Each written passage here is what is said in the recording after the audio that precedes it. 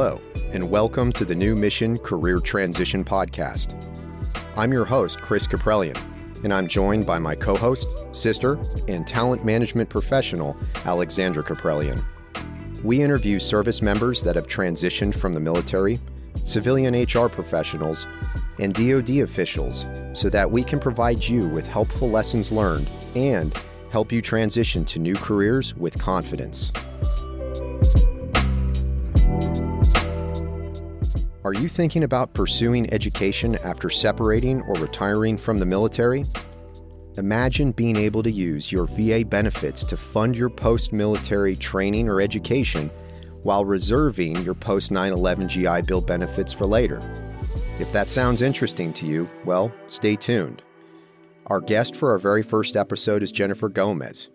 She'll talk about some of the challenges she encountered through her transition, and she'll also tell us how she's using her Chapter 31 VA benefits to help her fund her bachelor's degree, while she can save her Chapter 33 or post-9/11 GI Bill benefits for a master's degree in the future.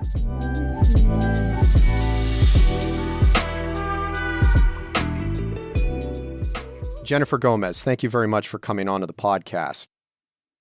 Thank you for having me. To start off and kind of orient our listeners, if you could just tell us a little bit about yourself, where you grew up, family life, and the sort. Yeah, my name's Jennifer Gomez. I'm 23 years old. I'm a Marine Corps veteran.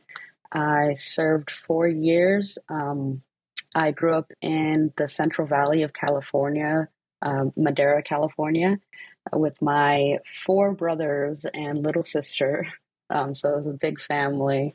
But yeah, I got recruited out of Santa Fe, California, ended up moving and enlisting at 17. So went out to Iwakuni, Japan, and was out there for most of my time in the Marine Corps. So, did you always know you wanted to join the military? Like, how did that recruitment thing work out?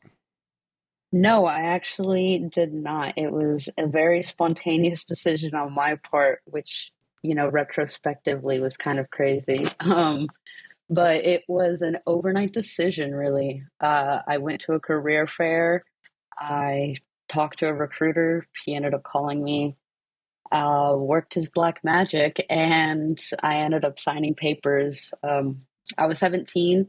My mom was out of town, so really I signed everything that I could sign. And when she got back, I was like, hey, Mom, just need you to kind of like presented it to her as a field trip permission slip. And she was like, what is this? And I was like, just signing my life away to the government. So, but yeah, it was a very, very overnight decision. And then the next month I was at MEPS and a poolee. So. Well, that's awesome. Sounds like you might have chosen the adventure benefit tag like the Marine recruiters use? Yes, I definitely did. My original plan was to go to Africa after graduating. I never had any plans of college really in high school. I never did any ACTs or SATs or anything of the sort. So I was going to go to Africa, do some mission work over there.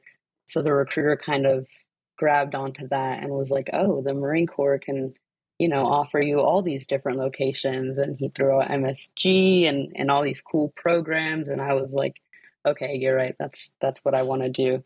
And yeah, I, decided I didn't even go look at any of the other branches or talk to any other branch, because it was kind of just like, well, if I'm going to join the military, I'm going to join the military, not to discredit any of the other branches, but, Marine Corps just kind of is set apart from the others. So in high school, I was in tennis. I played a little bit of soccer, but mostly I was in the band. I was in the band since, I believe, the 5th grade, as early as the 5th grade. I started playing the trombone, moved on to the tuba, kind of played a bit of other brass instruments, but ultimately landed on playing the tuba. And that's actually also one of the reasons the recruiter contacted me, was because I had checked off that music interest on the contact sheet. So he tried getting me as a band contract.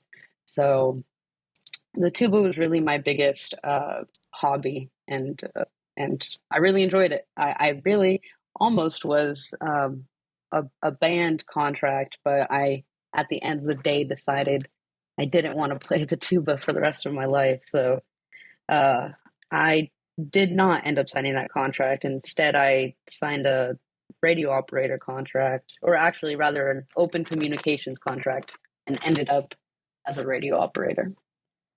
Oh, that's great. So I guess that was your occupational specialty in the military. Yes, I was a 0621 field radio operator. What was your last duty station? I think you had really one duty station for your enlistment. Is that accurate? Yes, yeah. I originally had 2-year orders to Iwakuni, Japan, but I just loved it so much. I ended up submitting an extension package. It got approved, so I was out there for about 3 years, a little bit more than 3 years, 3 years and 2 months, I believe. Okay. Well, did you have anything that you saw was a challenge while you were at that duty station? As far as the Marine Corps goes, there, of course, there's many challenges that present themselves. I struggled a lot with kind of finding my voice in leadership, especially as a female, being in an all male shop and almost platoon. I think there was only three other females in my platoon of about 100 and something Marines. So it was kind of difficult in that sense. And other challenges, of course, being away from family. I was 18 when I got stationed in Japan, and I didn't move back until I was 21. So really like learning how to be away from my family and kind of navigating young adulthood by myself was difficult for sure. While you were there, I mean, what made you, did you always know you only wanted to do one enlistment? Or, I mean, what were some of the deciding factors for your eventual transition? Right. Yeah. No, I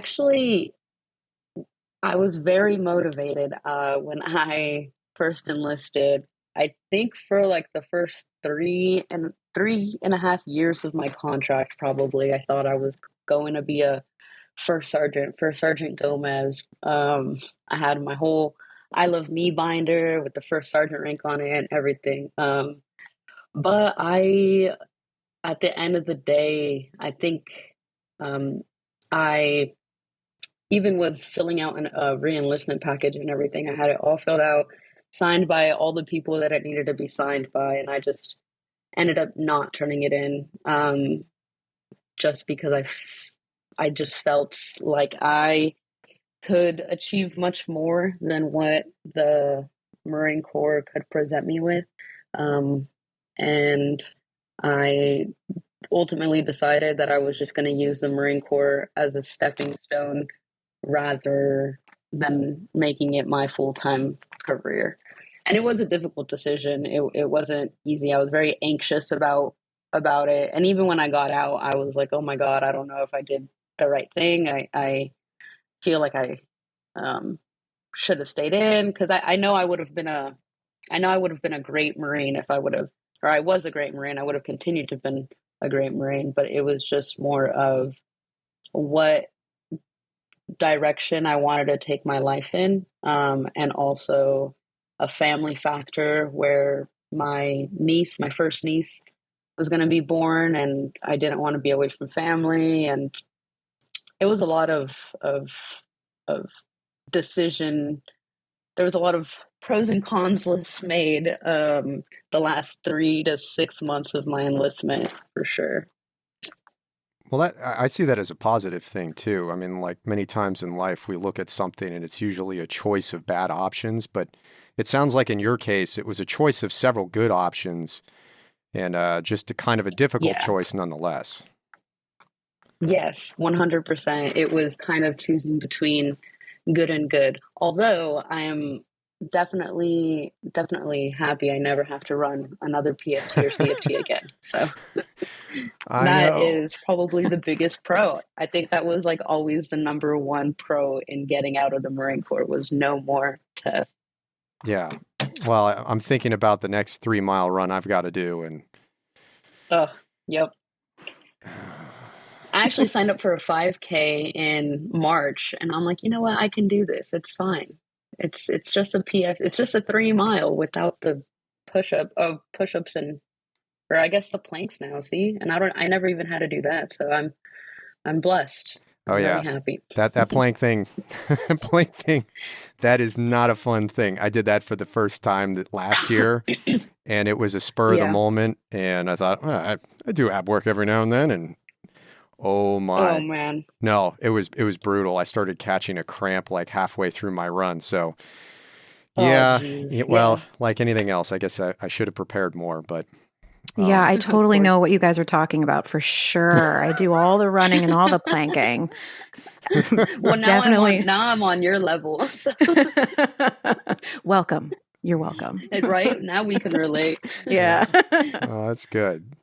Well, so when you had made this decision. So after you kind of made the mental decision to separate, like kind of, did you start to formulate a game plan in mind? What were some of the things that you did? Well, so getting out was kind of always in the back of my mind, around the 2 year mark, I was kind of evaluating where my what direction my life was going to go in. So I kind of always had that plan B, obviously, of getting out, but it was always a plan B up until I decided to make it plan A. So I had always kind of loosely planned around it. So I did attend TRS, the Transition Readiness Seminar, a year prior to getting out. And I was thinking about, going to school afterwards and kind of just, I knew I had the GI Bill. And so I was more or less just banking on using my educational track. If anything, if I did decide to get out, and ultimately, that is what I'm doing. I'm going to school full time and using up my educational benefits. Okay, so kind of knowing that you were doing the education track. What now I know you were overseas when you were in the process of separating. Maybe you could give us a little bit of a timeline. When did you separate and what were some of the moves that took place? Yeah, so separating from overseas, I feel, or now I hear is different than separating from the States. But from overseas, they allow you to do TRS a year, if not, I think it might be a little bit more than a year out from your EAS date. So when I heard that, I was like, okay, well, I might be getting out. Let me just do it to get it out of the way in case I end up going on field ops or anything. So I'm not worrying about something else that I need to do. So I ended up doing it a year out, and that was in 2000. I believe it was 2020, right before all the COVID stuff happened. And I got out of the Marine Corps April of 2021 is when my terminal leave started. So I went to TRS a year out. I I started filling out a reenlistment package about 3 to 4 months after I went to TRS. I had it all completed, and then I decided to not turn in that reenlistment package and decided on getting out about 3 months prior to. So I think around November, December is when I was like, yeah, I'm definitely getting out. It was a scary decision, scary thought. I kind of just always had that reenlistment package staring at me in my room. Like, why aren't you turning me in? But I ended up not. And so, yeah, it was felt like a long process. And I was TAD um, from, I believe I was TAD from December to the beginning of December to I believe the beginning of February. So I was in San Diego for those months. So it was kind of like I wasn't even really doing Marine Corps related things. So I had a lot of time to process my decision and kind of figure out what my real game plan was, and kind of a lot of coordination with my family. And I ended up, my brother ended up inviting me to live with him.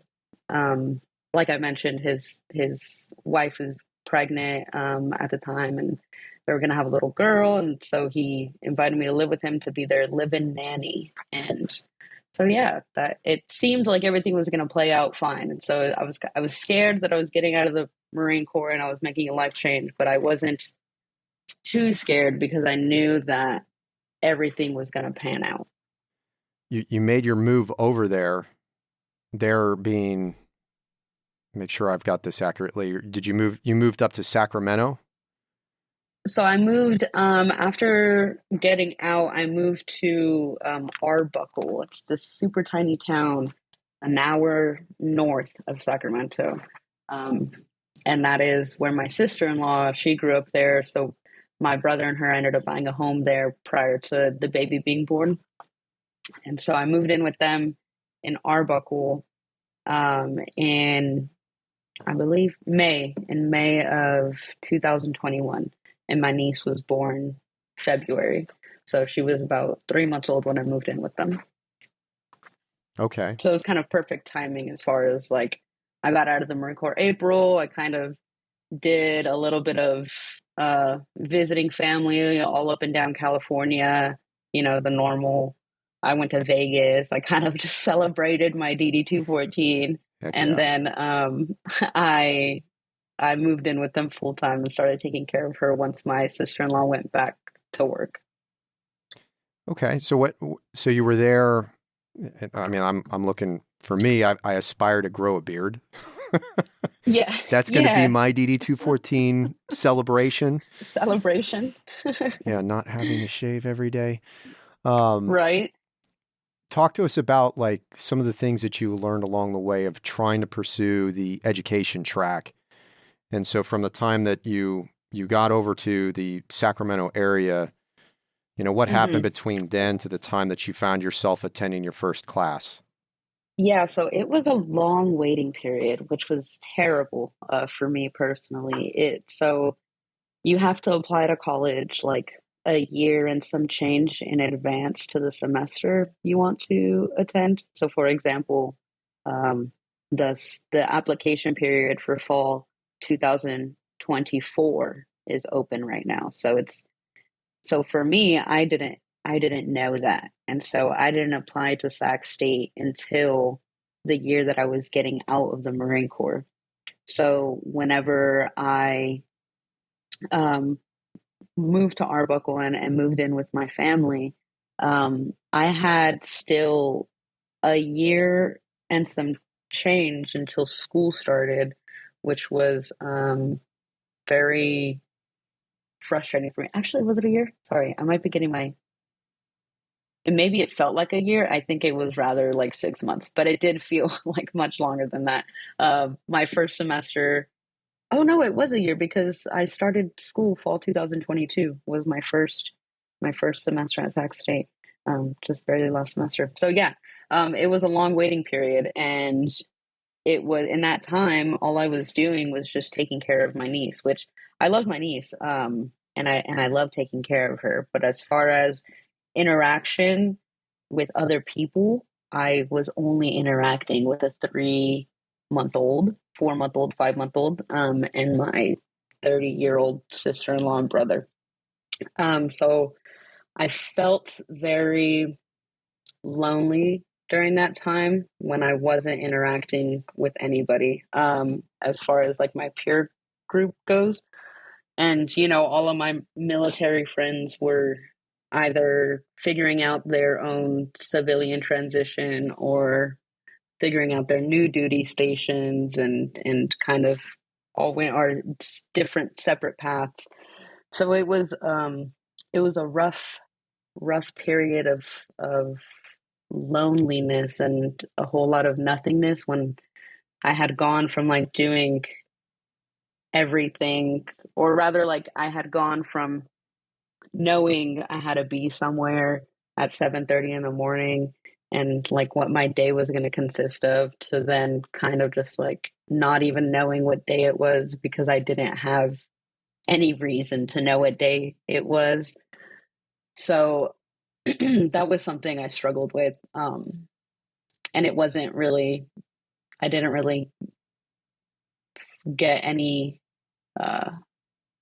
better at that. I didn't really alleviate that feeling rather until I started going to school, which was September of last year. Oh, wow. Yeah, that's a pretty significant time gap. Right. Yeah. So it was kind of like, oh my God, what am I doing? Like, and you know, I had jobs in between. Like I worked at Target customer service, but it was kind of like, oh, what am I doing working in Target customer service? It was terrible.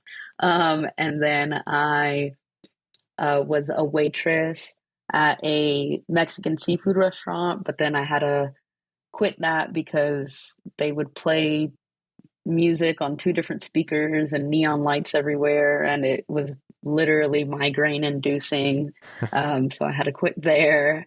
And so, yeah, I kind of was just waiting and doing these odd jobs until school started.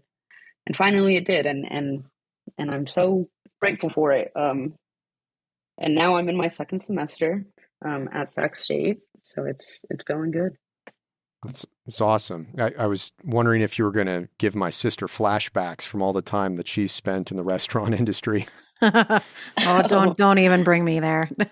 We don't have enough time on this podcast. It was terrible. Well, it sounds like you're finally there. You're on your second semester. What are you majoring in? And then what are you doing other than grinding it out, trying to pass the next test? Yeah, so I started majoring in, or I applied to Sac State with a major in child and adolescent development.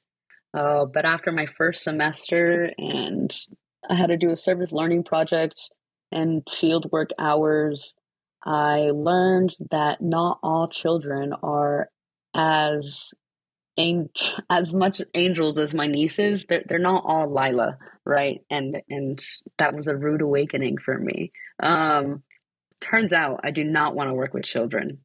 So I switched my major to communications.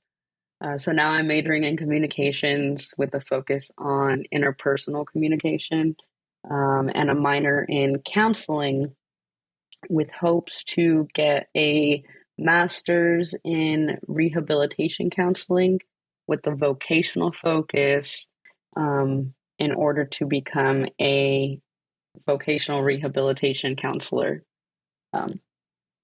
Yeah. Wow. It sounds like a new calling. Mm-hmm.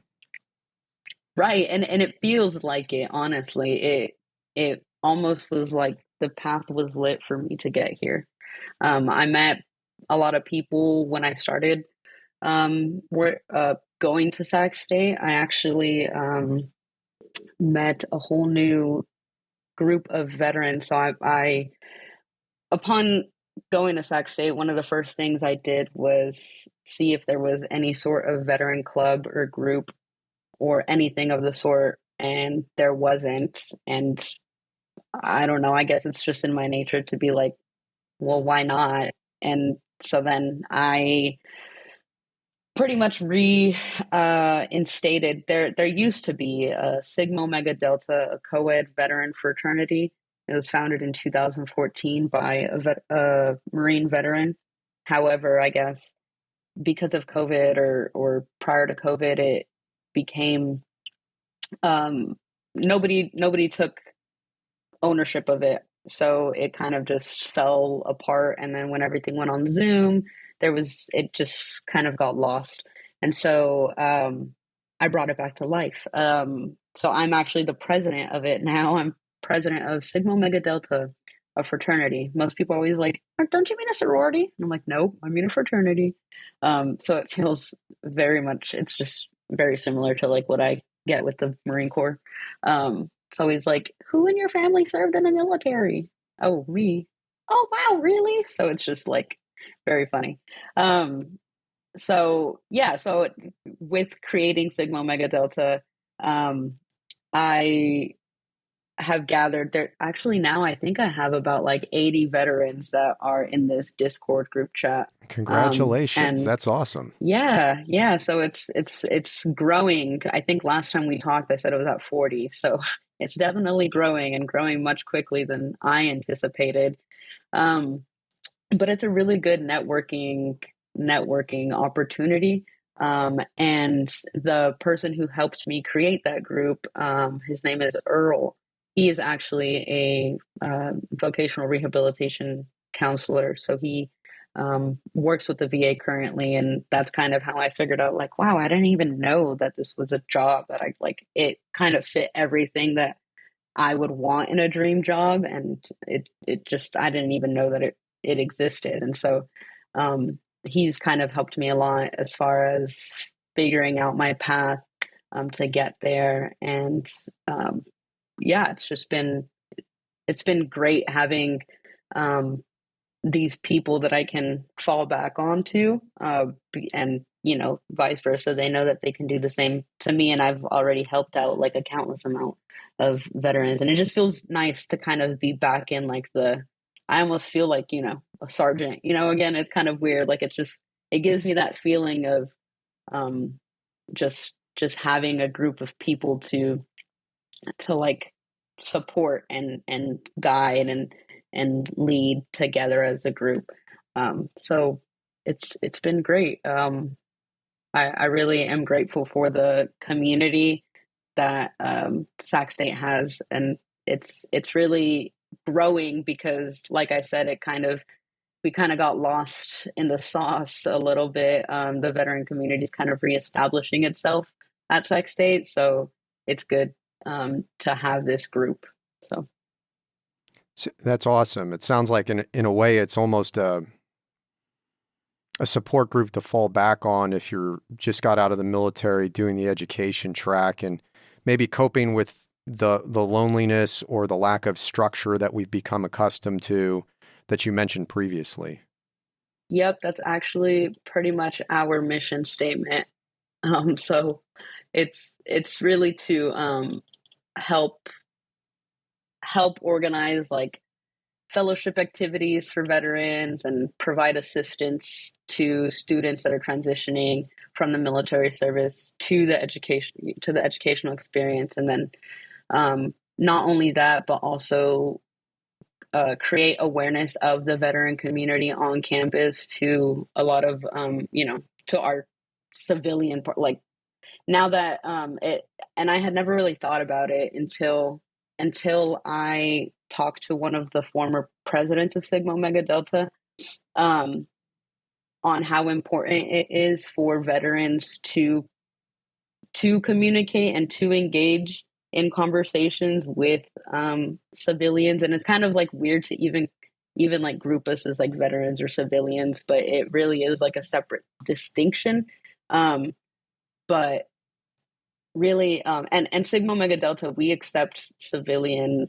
Like you don't have to be a veteran in order to join the fraternity. And that reasoning is that if somebody who's never served in the military wants to join to kind of understand and see what it's like and see what a veteran goes through and see kind of like that kind of just breaks the stereotype of what a civilian might think that a veteran is. Because if you ask a lot of the students, especially now, like with this political climate that we're in and it's just a very interesting time to be a veteran. So on campus, if you were to ask a normal student like what they think of a veteran or of some of the military, they're just gonna say, like, oh, that's somebody who goes to war and like shoots guns every day and X, Y, and Z. But in reality, it's like, no, I just sweep outside for 8 hours a day and I mop in the rain, So it's like getting them to to understand like that aspect of us and breaking the stereotype that they have of us and allowing them to see another side of the community. is really important. And then we also like offer a lot of support to veterans who are having difficulty like coping with PTSD or like, you know, some traumatic military experiences that they had.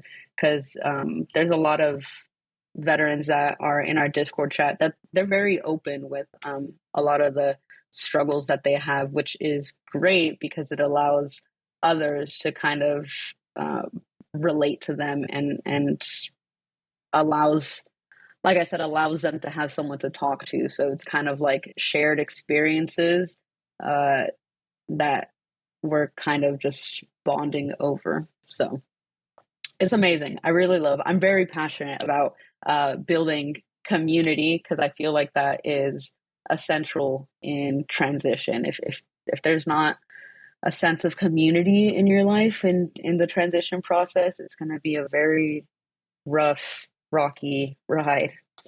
And that was what it was like for me the first year. And so now the second year, I'm really trying to help those veterans, because there's some veterans in the group right now that recently got out like 3 months ago. And then there's other veterans that have been out for 10 years. And so it's really crazy to see like the difference and to still be able to relate on multiple different levels. So. Well, that's awesome. And it sounds like you're really busy holding down a full-time job, doing the yes. doing the school thing, and then being a student leader on campus. It kind of, and I think it's almost underselling it. It's you've kind of developed this support group / organization where you've got, like, it sounds like there are three communities that you probably benefit. It's those that just got out of the military, maybe some veterans that have been out for a while and don't have a support group and find themselves on campus, and then the whole, like, not related to military but interested in learning more community. And I'm sure you've seen mistakes that veterans have made, and so if you had an opportunity to give guidance to those that are listening that are thinking about taking the education track, what are some of your lessons learned? Lessons learned. So I would say first and foremost to begin the filing for disability compensation as soon as possible, simply because there is Chapter 31, which is VR&E, Vocational Rehabilitation and Employment, which is you need to be rated with at least 10% disability to use that. And it's a really great program, which it gives you all the benefits that the post 9/11 GI Bill gives you, but it also gives you tools that you need for that success. So for example, right now I'm using Chapter 31. And part of my disability rating is my sciatica nerve is messed up. And so not only do I get my tuition paid for, I get my monthly housing allowance, I get my parking permit paid for, I get my books paid for. I also, because I have that sciatica nerve, they will pay for a standing desk or an orthopedic chair. Because, you know, as a student, I'm sitting at my desk all the time. And so in order to be successful, I have to make sure that I'm not in pain. So they'll provide tools to make my success easier almost. And so it's really great. So my brain is spinning right now. So you're telling me that a lot of that is funded through something other than the post 9/11 GI Bill? Yes. So there are different chapter benefits. Post 9/11 GI Bill is Chapter 33, and the VR&E is Chapter 31. And then, of course, you know, you have your Chapter 35, which is for dependents, and then your Chapter 1606, which is for reservists, and X, Y, and Z. But yes, Chapter 31 is different than Chapter 33, and you can use both. So I used a couple months of my Chapter 33, which is my post 9/11 GI Bill. But then I transitioned to Chapter 31, and I actually just recently learned that you can buy your months back. So the months that I used of my GI Bill, I can get them back. I can't really speak much to it right now because I'm still figuring the process out myself, but I've spoken to like 4 other veterans that have gone through the process. And so now they have their full 36 months of their GI Bill back, and they'll be able to use that once they use all of their Chapter 31 benefits. And so they'll potentially get their master's paid for, doctorates paid for if need be. So like I got my associates while I was active duty, and it was paid for using tuition's assistance. So I didn't even use my GI Bill. So I started off with 60 credits already. So I used my GI Bill for about, I believe, 4 months. And then I transitioned to Chapter 31. So now Chapter 31 I'll be able to use for the rest of my bachelor's. And then I'll have my full 36-month GI Bill. And, you know, a master's program is not necessarily 36 months. So I will still have plenty of educational benefits left.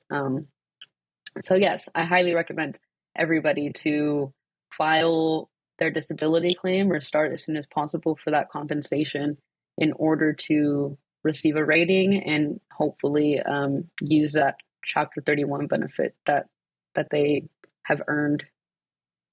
Well, that's great information. I'm guessing that probably the Department of Veteran Affairs website might be a good resource to learn more about that. Do you know of any other resources? No, va.gov is definitely the best resource. They have pretty much all the requirements needed, and they even have like little calculators that tell you what benefit you're eligible for and X, Y, and Z. So I would definitely recommend going to va.gov and checking out all their educational benefits under that education tab. Just if you could reflect a little bit, what were the skills that you developed while you were in the military that you think are strengths that are working for you now that you're in this land in civilian land and first civ div? Yeah. Yes. So I feel like a lot of veterans would say that the ability to deal with certain people, that has definitely, I learned how to do that in the military, and it's definitely helped me in the civilian sector as far as working with a difficult person or navigating that relationship or how to resolve it. I also feel like the leadership skills that I developed in the Marine Corps have not only like helped, but they've kind of catapulted me to where I'm at now. As far as like, you know, being president of a fraternity. I'm also working, I don't know if I mentioned, I'm working as an education benefits advisor in the Veteran Success Center. And in there, it's kind of almost like a little mini shop almost is the way that we have it set up. So it's all veterans working in there. So we kind of all, there's a hierarchy. We definitely have, you know, quote unquote sergeants, and there's, you know, our quote unquote PFC that doesn't really know anything yet. So I am definitely in that sergeant role. So it's weird almost to see how things are different from the military, but also are like very similar as far as like the civilian workforce goes. And I get it, it's different because I'm working with veterans, but the way that we lead in that office is very similar to the way that I led my shop. So it's and it's effective. Like we get stuff done, and I feel like there's a great sense of like respect between all of us, but not any, and we're still friendly. So I think I really learned that in the Marine Corps is kind of how to like draw that line between professionalism and friendliness and like time and place. Time management is also, I still feel like I need to be perpetually 15 minutes early to literally everything, which is slightly annoying, but it helps. I'd rather be early than late to everything, but I can't seem to break that one. But yeah, it's just a lot of tiny stuff that like you wouldn't think, or that I wouldn't think was influenced by the Marine Corps until somebody points it out. Like, for example, my planner or my notebook, the way that I write, or the way, and I still have my little. I ended up this last time I went to North Carolina in November for the ball. The Marine I went with, he ended up. I asked him if he could get me a logbook, like one of the little mini logbooks, because like a green monster. I just love those things. I can't find a better quality notebook. So that's what I use now at work. And the way that it's organized, people are always like, did you get that organized because it's the military? And I'm like, I don't know. I mean, I guess. Like, I just always, I don't know. It's just weird because because I grew up in the military in a sense. I mean, I joined when I was 17 and I got out at 21. So I feel like my young adulthood was shaped by the Marine Corps, so it's very hard for me to separate like what is what. But I'm very thankful for it, because it's the Marine Corps really truly made me everything that I am today. So, Do you have any other last tips or considerations that or lessons learned like you'd like to pass on to our listeners that are getting ready for their own transition? I would just say to establish a really strong support system for your transition, and just know that you're not alone. There's a lot of resources out there, and the transition process can be strikingly lonely because you feel like nobody else in the world can relate. But newsflash, there's a lot of people that are transitioning in and out of the military every single day. So you're not alone, and there's tons of resources and benefits that are available to and for you. So. Hey sis, you got any ideas or any questions that you want to ask that I haven't covered?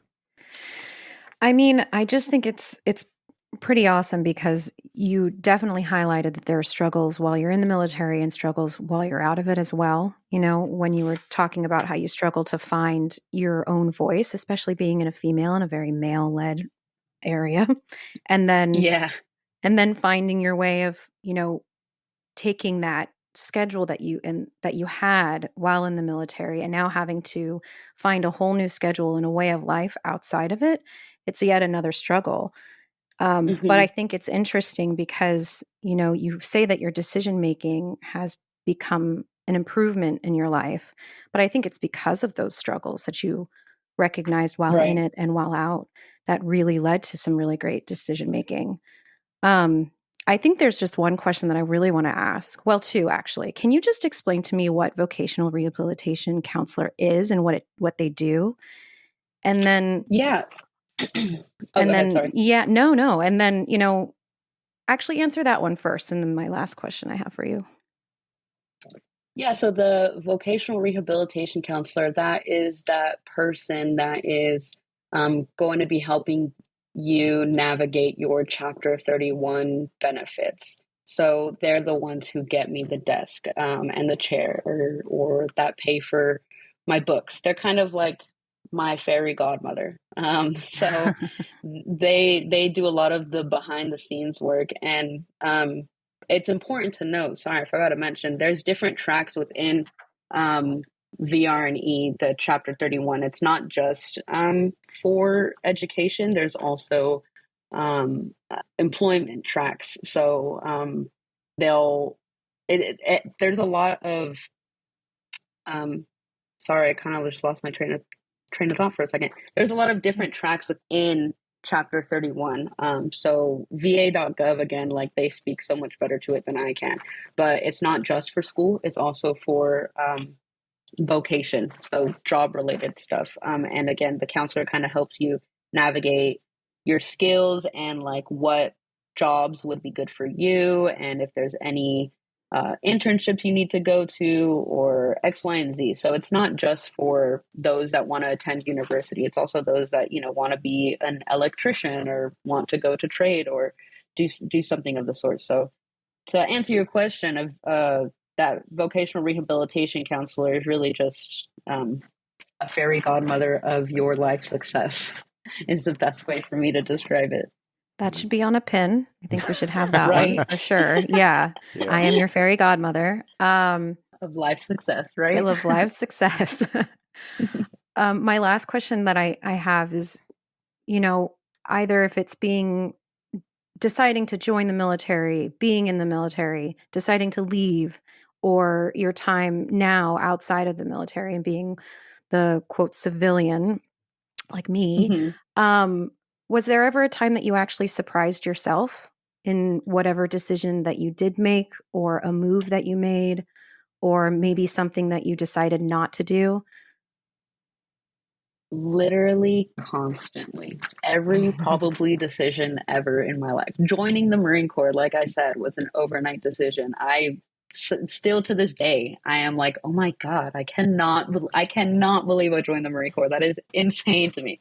And then, I cannot believe I am in Sax. My whole life is a whole bunch of I cannot believes. I continuously feel like I surprise myself. I don't know if that's because of the decision making or indecisiveness in my decision making. And I'm just like, oh, wow, hey, that turned out pretty good. But I really constantly surprise myself, and I keep life exciting for sure, which is a great thing. But like I said, I don't feel like I could ever fail, and not even saying that in like I'm so I'm so successful, I'm going to be great at everything. But what I mean by that is I know that I have a really great support system. I know that I have a lot of the tools and skills that the Marine Corps gave me, that no matter what I do or where I go in life, I'm set because of where I've been and what the Marine Corps has provided me. So it's almost like I'm blindly trusting myself, because I know that I'm good because the Marine Corps provided me with a lot of good things. That's not to say that the Marine Corps is not also the reason I'm in therapy, but it's a give and take. So it's a love-hate relationship. A lot of people are in therapy, so Yeah. I'm in therapy. We all need therapy, but no, thank you. Everybody needs to go to therapy. Yeah. Yes. Yeah, no, that's great. So you, Jennifer, you have a wealth of knowledge. Is there a way for listeners to get in touch with you if they want to ask other questions that we failed to ask? Yeah, they can email me at Jennifer K. Gomez at csus.edu. And I will reply as soon as possible. I'm always on there. So I will take any questions. So Nice. Feel free to reach out to me. And if you want to go to Sac State, I'll tell you what, it sounds like the place for veterans. That's for sure. Yes, I'm making it the place for veterans for sure. That's right. 100%.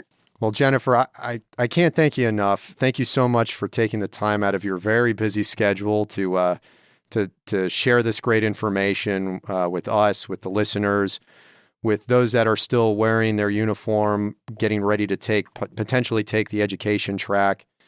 And, I'll be in touch, look forward to seeing more great things come out of Sac State. Yeah, thank you so much, Chris. Thank you to the both of you for having me and listening to me. All right. No, thank you. Hey, thanks again, Jennifer. All right. Have a good day, guys. And Jennifer has left our virtual studio. And I'll tell you what a great, I'm patting both of us on the back. What a great guest to have on as our first episode. But talk about a lot of good lessons learned for those that are going on the education track. What are your thoughts? Yeah, I mean, it's so interesting to hear the background of, how she got into the military and what her skill sets were before going in, and how it really evolved. I mean, when I start thinking about this, if I put my HR hat on and I start thinking about, how can we utilize somebody with these skill sets in a general note, um, being a veteran and transitioning out, you have to be like a natural Sherlock Holmes. You have to be a detective. You have to be that person to go out and ask the questions and search for resources and groups. And that is an amazing skill to have that not a lot of people have naturally. And I feel that most veterans that do want to transition and find something that's important to them outside of the military, I think that's an amazing skill set to have. And so just in general, that's something to really highlight. And going into this educational track, I think, from her experience from taking care of her niece out of the military and learning if working with children is something that she wanted to do, and then realizing, no, it's really, she wants to help, but then she wants to help other people that are almost in her same track, and creating that group in college. And I think it's a great transition. So some of the lessons learned that I'm taking away from this is if you're pursuing the education track, first, know what your VA benefits are. And if you think that you're entitled to medical disability, to start applying for that right away, because it also opens the door for other benefits aside from the post 9/11 GI Bill. So certainly, it may be TRS or any of the different branches of service, their transition readiness courses. Maybe they already address that. Hopefully we'll have somebody come on the podcast that actually manages that program, that can talk more about it. But certainly, understanding those benefits seems to be key. And then the other thing that I took away from it too is there's a potential for loneliness, and then a potential for having to adjust to not having a very regimented daily schedule essentially handed to you, like this is what you're doing, and you kind of have to figure it out. And so I think her takeaway and her recommendation is develop a support network. Seems to me like a great idea and probably key for just about anybody, regardless of whether you do the entrepreneur track, the education track, or even trying to do a corporate track. Yeah, no, I those are some really good key moments. When she was talking about how she keeps herself organized, I don't know what it is in the military that you do that you have to keep yourself as an individual organized, considering that your schedule's, now correct me if I'm wrong, is your schedule really laid out for you by someone else while in the military? It's not really up to you? Yeah, it depends on where you're at, but for the most part, you're getting up, you're going to do unit training or PT at 06 or even earlier than that. Then you're changing over, hygiene time, get into the office, 07:30, first meeting within the platoon or the company or the battalion or the squadron is going to go at 09, and then even down to the time, the narrow windows when you're going to the chow hall. So that schedule is very regimented. It's very consistent, and it's pretty much handed to you. Like, this is what's doing, and I don't know. I mean, I've been in long enough to the point where I don't even think about it, but I think it's the structure that you kind of get really used to. And I think when you remove that structure, there's an adjustment that has to be made. So I'm taking mental notes for myself. Yeah, I know that people to this day just still struggle about their own calendar system and keeping track of their own schedule. At my work, all of our calendars are very visible. So you can look up any colleague and see what they're up to and what's based on their calendar. And you have to put in travel time to the office if you're going into the office in this hybrid world of working, which is another new beast of, people working virtually or if they're working physically in the office. So you have to put that in, and you have to put in a do not disturb time so that you can work heads down and get some things done and not be in back-to-back meetings. So it's a constant struggle for people to learn, even, with whatever experience they had before. It's just different now. So I can understand how that can be pretty difficult for somebody to try to now be in charge of their own schedule. Although it sounds liberating, it's very difficult. The other thing, when you mentioned benefits, when you start talking to employers and you're starting to figure out where you want to work and what role you ultimately want to do, it's a really big question, when you're getting towards the end of your interview process. And you can even ask in the beginning if you'd like, but I would say wait until the end and start talking about the benefits and what these companies offer, because there are some companies like my own that offer really great benefits for like buying a desk for you that's, ergonomic, and chairs that are good supportive chairs for you that maybe are not available in the office. They're willing to put in the money to buy those things for you. And then what other certifications that you want and continued learning, what benefits do they offer for their employees? So these are all questions that people need to start asking because they are available. It's just you need to sometimes ask the questions if they don't bring it up. Oh, that's a great point. I certainly wouldn't have thought of that, but yeah, no, all good information. So I think that pretty much ends our episode. What I'd like to One thing I want to say is, if you're listening to this podcast, thank you so much for taking the time out of your day to listen, and really by listening, you're supporting our podcast, the New Mission Career Transition Podcast, because we appreciate it, and we certainly want your feedback as well. This is our first episode, and so there's always room for improvement. Maybe there were questions that you thought we should have asked. Maybe you want some more information, and we're going to try and put contact information into the notes for the episode. But if you want to reach out to myself or to my sister Alexandra and give us some feedback, we'll definitely take it. You can find us on Instagram at New Mission CT.